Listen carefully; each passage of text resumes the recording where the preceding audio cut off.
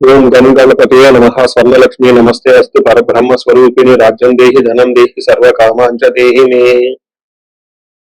స్వర్ణలక్ష్మి అమ్మవారు ప్రతి ఒక్కరికి చక్కగా బ్రహ్మతత్వాన్ని, తద్వారా ప్రతి ఒక్కళ్ళు ప్రతి నిమిషం సంతోషంగా, హ్యాపీగా, ఉత్సాహంగా ఉండాలని చెప్పేసి అమ్మవారి యొక్క కృపా కటాక్షం ప్రతి ఒక్కరి మీద ఉండాలని చెప్పేసి మనం కోరుకుందాం, అమ్మవారిని ప్రార్థిద్దాం.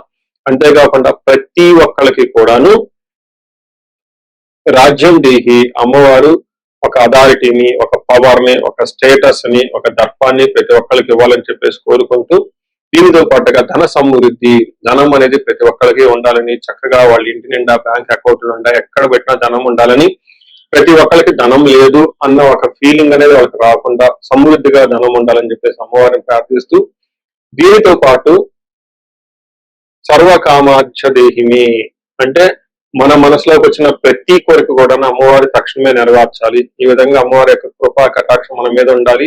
12 రాసుల వారు కూడా చక్కగా అభివృద్ధి జరిగి ఎంతో ఉత్సాహంగా ఉన్నతంగా ఎదగాలని చెప్పేసి మనం కోరుకుందాం. ఇప్పుడు మనం జూన్ మంత్ యొక్క రాశి ఫలాలు చెప్పుకుందాం.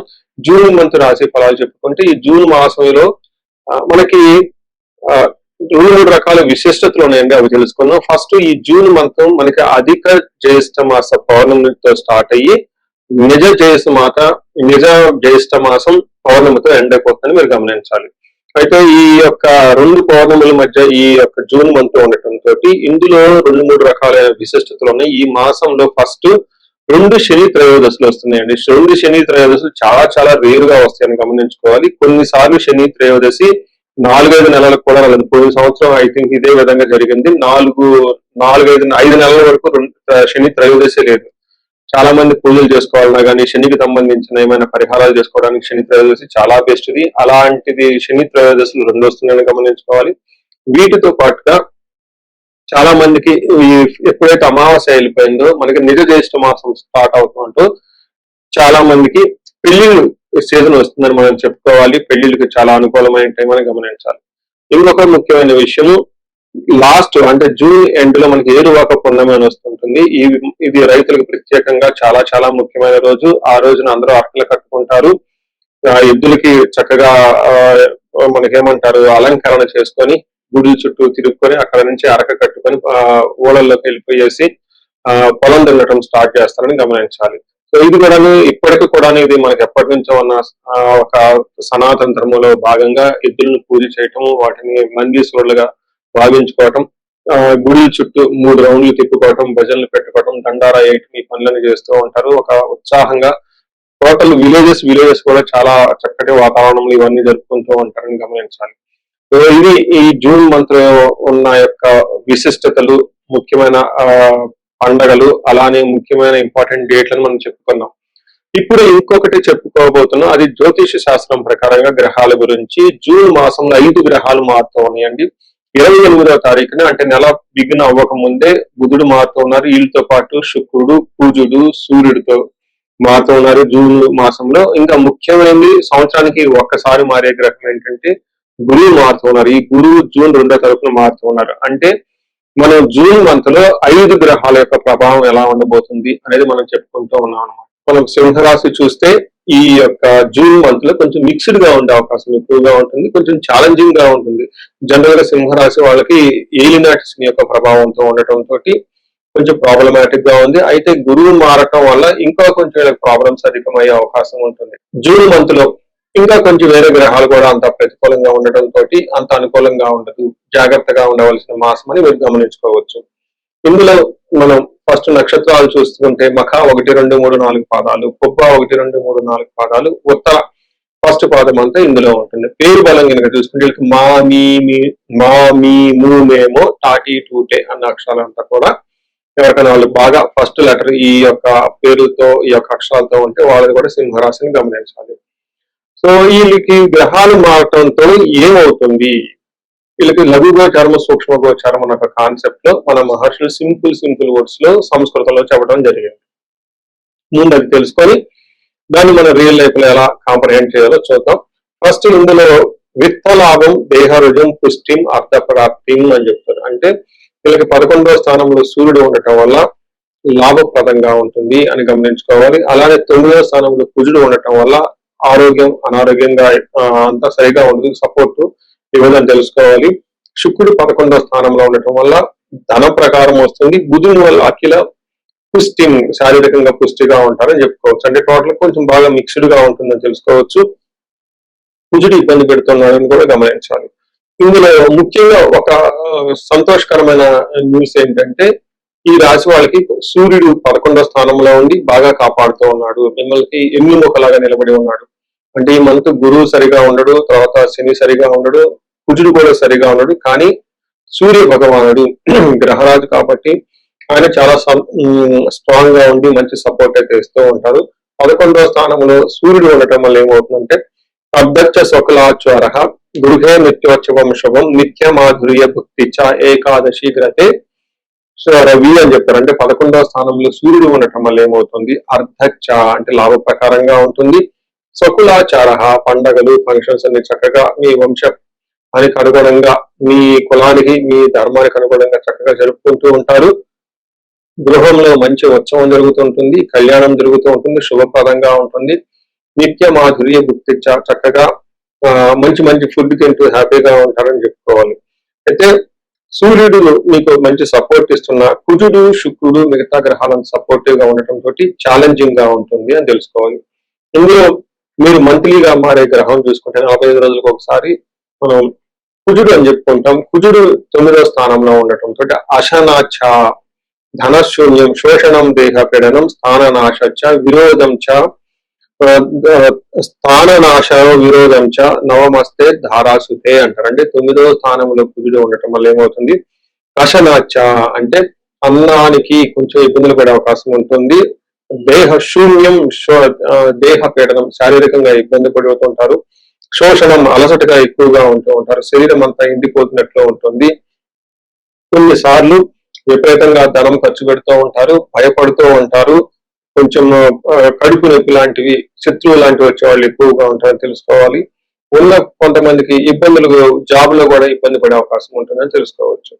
అయితే శుక్రుడు అగైన్ మరలా కొంచెం ఇబ్బంది పెట్టే పరిస్థితుల్లో ఉన్నారు. 12వ స్థానంలో శుక్రుడు ఉండటం వల్ల ఏమవుతుందంటే, శస్త్ర పీడం చౌరమాదాచ అతి క్లేశో మహద్భయం కృషి రవ్యాది సర్వ విఘ్నం శాత్ ధనరాశికే ద్వాదశకే శుక్ర అని చెప్తారు. అంటే భృగవు అంటారు. అంటే శస్త్రపీడం అంటే ఆయుధాల వల్ల ఇబ్బంది కలిగే అవకాశం ఉంటుంది, దొంగల వల్ల భయం కలిగే అవకాశం ఉంటుంది, కష్టాలు భయం ఉంటుంది.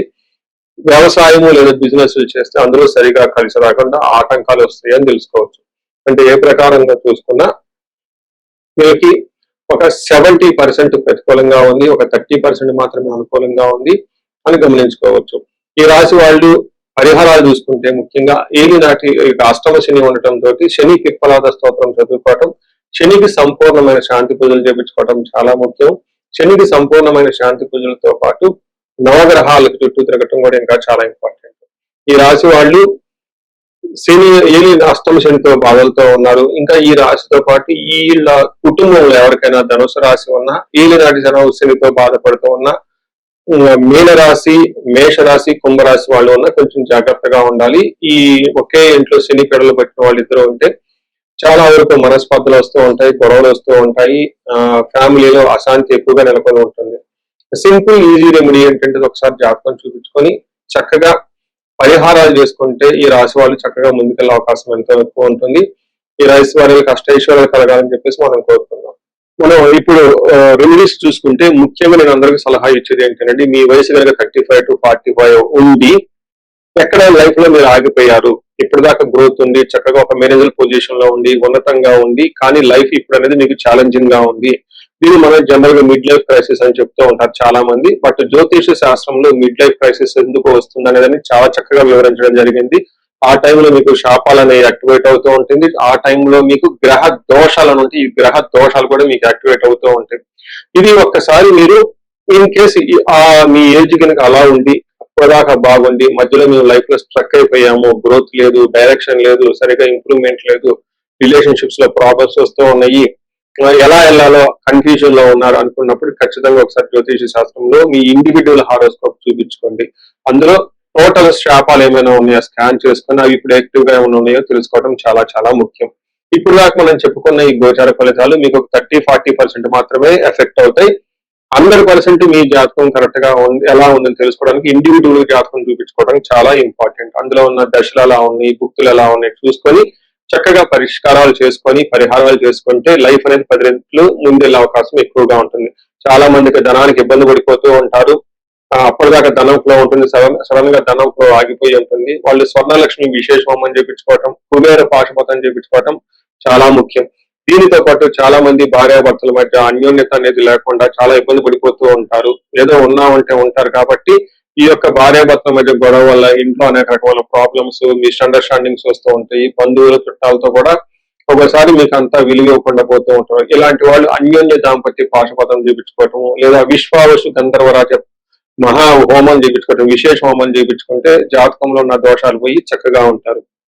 ఇవి కాకుండా ప్రతి ఒక్కరికి ఈ మధ్య అమెరికాలో ఉంటూ ఉంటారు, లేదంటే ఎన్ఆర్ఐలు చాలా మంది ఉంటారు. చాలా డైలమా ఉంటుంది, ఏ కెరీర్ వెళ్తే బాగుంటుంది, ఇండియాలో ఉంటే బెటర్ గా ఉంటుందా, లేదంటే ఇండియా నుంచి ఫారిన్ వెళ్తే బాగుంటుందా, ఫారిన్ సెటిల్మెంట్ యోగం ఉంది, అసలు ఫారిన్ లో ఎంత కాలం ఉంటాం, ఇలాంటి విషయాలు చాలా మంది ఈ వీసాల గురించి, గ్రీన్ కార్డుల గురించి, లేదంటే ఎంఎస్ చేయాలనుకున్న వాళ్ళకి చాలా కన్ఫ్యూజన్ లో ఉంటారు.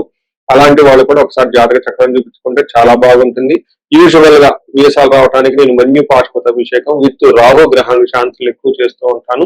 ఇలా రాహువుకి సంబంధించి మన్యు పాశుపతం చేస్తే వీటితో పాటు లక్ష్మీ గణపతి జపము, ఇలా స్వర్ణలక్ష్మి జపం చేసుకుంటూ ఉంటే ఇక్కడ ఫారిన్ లో ఈ వీసా ప్రాసెసింగ్, లేదంటే ఈ డాక్యుమెంటేషన్ వర్క్ అనేది చాలా చక్కగా ఫాస్ట్ గా ఎలాంటి ఆటంకాలు లేకుండా అయ్యే అవకాశం ఉంటుంది. ఇది కాకుండా ఇంకా మీరు ఏమైనా ఇండివిజువల్ గా మీకు ఛాలెంజెస్ ఉన్నాయి, హెల్త్ బాగలేదు, మహామృత్యుంజయ హోమము, ఇంకా ఏమైనా మీకు మీ యొక్క శత్రు బాధలు విపరీతంగా ఉన్నారు, చండీ హోమం చేయించుకోవటం, చండీ హోమంతో పాటు ఇంకా మీకు విపరీతమైన మిమ్మల్ని ఇబ్బంది పెట్టేసి మిమ్మల్ని భయభ్రాంతులకు గురి చేసే వాళ్ళు ఎక్కువగా ఉన్నారు, బగలాముఖి జపము హోమము ఇవి చేయించుకుంటూ ఉంటే మీ చుట్టూ ఒక మంచి ప్రొటెక్టివ్ ఎన్విరాన్మెంట్ ఉంటుంది. సో ఈ మధ్యకాలంలో ఎక్కువగా నేను చండీ హోమాలు కూడా చక్కగా చేస్తూ ఉన్నాను. సాఫ్ట్వేర్ వాళ్ళకి, రాహు దశ నడిచిన వాళ్ళకి, రాహు అంతర్దశలో ఉన్న వాళ్ళు, ఇంకా నేను చాలా మందికి కాలసర్ప దోషాలు కూడా దగ్గరుండి చక్కగా నా ఆధ్వర్యంలో పూజలు చేపిస్తూ ఉన్నాను. ఇలాంటి వాళ్ళు మీ ఇండివిజువల్ జాతకంలో ఒకసారి చూపించుకొని ఎక్కడైనా మీరు లైఫ్ స్ట్రక్ అయ్యాము అనుకుంటే వాటికి చక్కగా ఎందుకు కారణం తెలుసుకొని పరిష్కారాలు తెలుసుకోవటం వల్ల మీ లైఫ్ 10 ముందుకెళ్ళే అవకాశం ఎక్కువగా ఉంటుంది. మీ అందరికి అష్టలక్ష్మి కృప కలగాలని, అలానే అష్టైశ్వర్యాలు భోగభాగ్యాలు కలగాలని చెప్పేసి నేను కోరుకుంటున్నాను. నమస్తే.